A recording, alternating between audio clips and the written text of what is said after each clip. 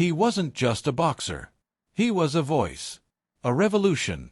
A man who made the world listen. What does greatness look like?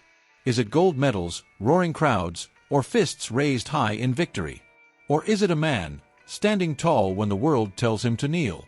A man who refused to fight a war he didn't believe in, who danced in the face of giants, and still laughed with children. He was more than a boxer. He was a protest, a prayer, a promise. This is not just the story of a fighter. It's the story of Muhammad Ali, the greatest of all time. Before the lights, before the chants, before the legend, he was just a boy. Cassius Marcellus Clay Jr. was born on a cold January day in 1942 in the heart of Louisville, Kentucky. His father painted signs and his mother read him scripture. Their world was segregated, divided, and dangerous. But young Cassius had something that couldn't be caged: fire. When someone stole his red and white bicycle at age 12, he ran to report it, his fists clenched with fury.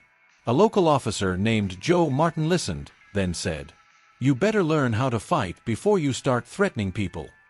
So he did. From that day on, the boxing gym became his temple. He was fast. Too fast. He talked trash, danced circles around opponents, and predicted knockouts with eerie accuracy. "He can't hit what he can't see," he'd say, grinning. But even then, beneath the bravado, Cassius Clay knew something. He wasn't just going to win fights.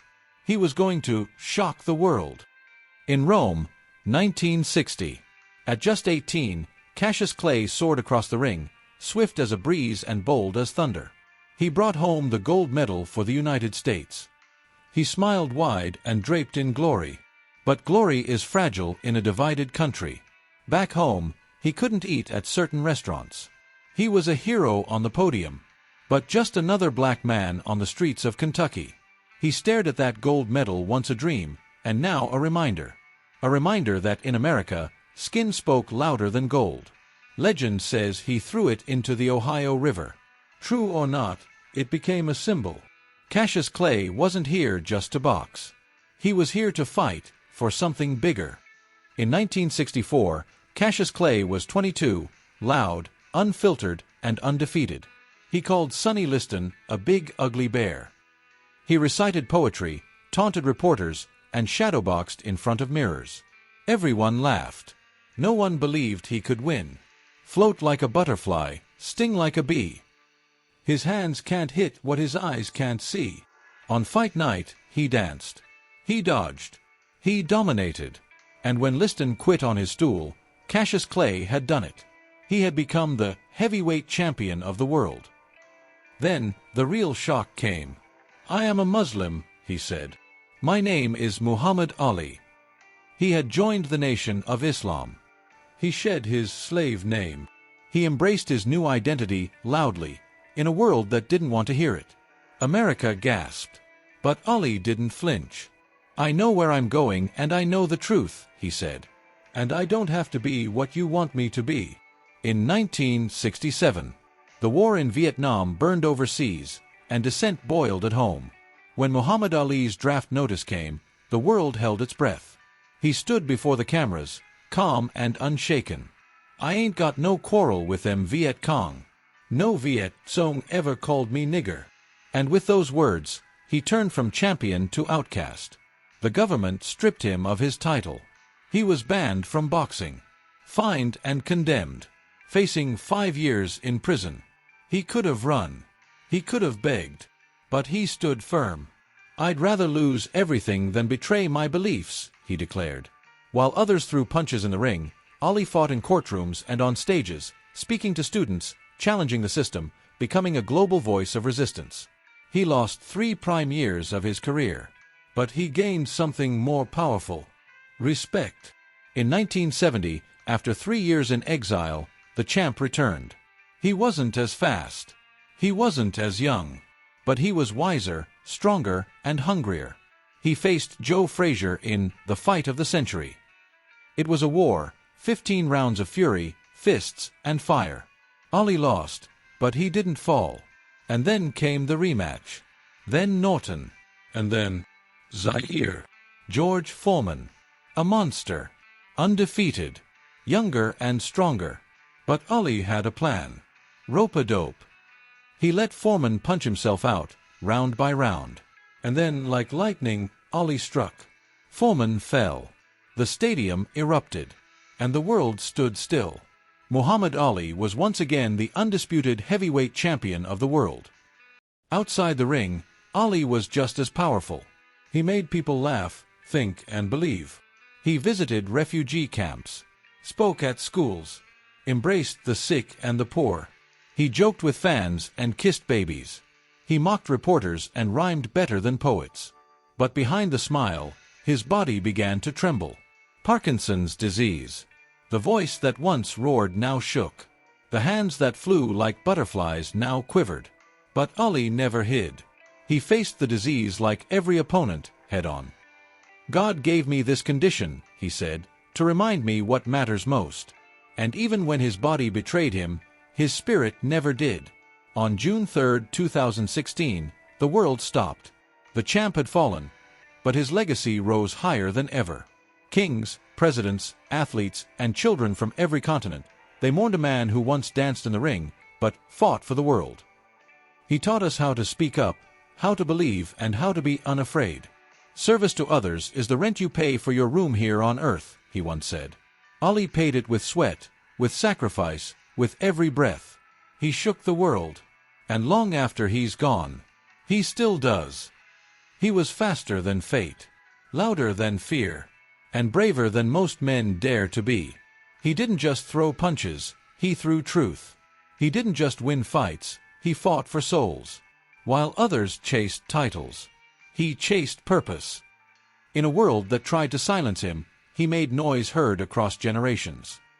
In a time when standing up cost everything, he refused to kneel. He danced with giants, spoke in poetry, and walked through fire, smiling.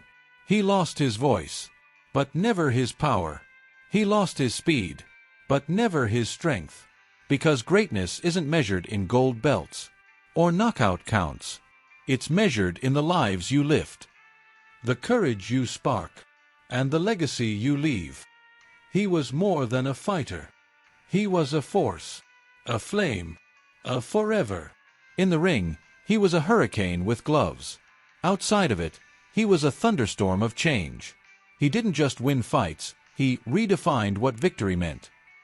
Not just for boxing, but for humanity. He stood in the face of giants. Some wore gloves, some wore uniforms, some wore silence. And yet, he never bowed. While others fought for fame, he fought for freedom. While others trained for titles, he trained to speak truth to a world deaf with hate. He was poetry in motion, but he was also resistance in skin. He was born into a country that didn't want his voice, so he raised it louder.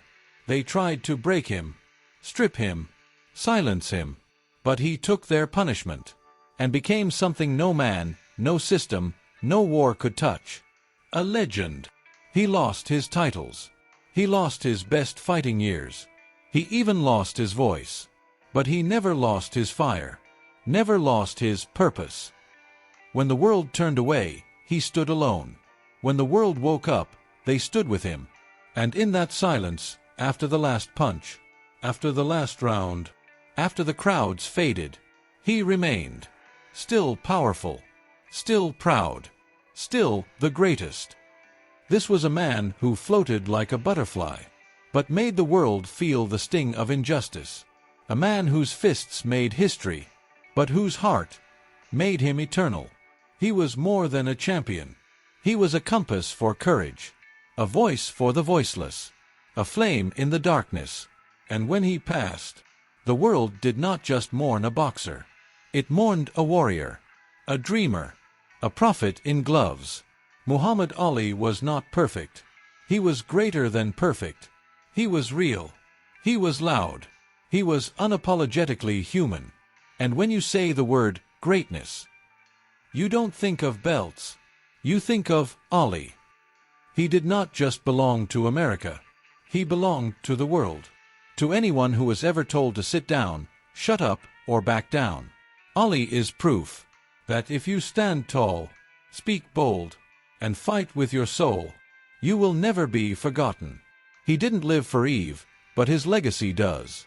He was the fighter who changed the fight, the voice that defied silence, the name that became a movement. Muhammad Ali. Say it loud. Say it proud. Say it forever. Because he didn't just fight to be remembered. He fought so we could all remember who we truly are. Muhammad Ali. Not just the greatest of his time, the greatest of all time. He didn't just fight. He inspired. If his story moved you, keep it alive. Subscribe for more true legends. This is just the beginning. Don't forget to subscribe and hit the notification button for more interesting videos like this.